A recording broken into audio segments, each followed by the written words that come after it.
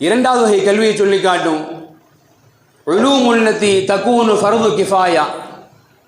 இன்னொரு வகை கல்வி உண்டு, அதுக்கு பேர் ஃபர்து கிஃபாயா.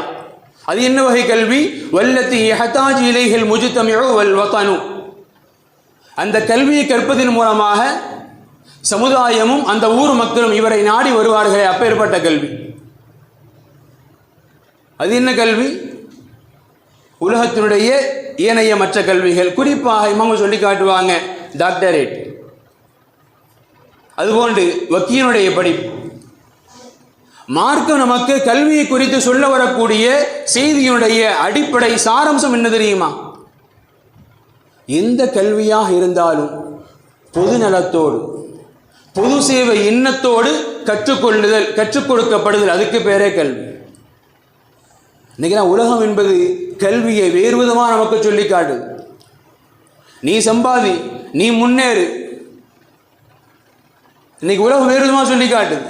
மார்க்கம் சொல்லி காட்டும் ஒரு வகை கல்வி, எல்லோருக்குமான கல்வி, எல்லோரும் தெரிஞ்சிருக்கணும்.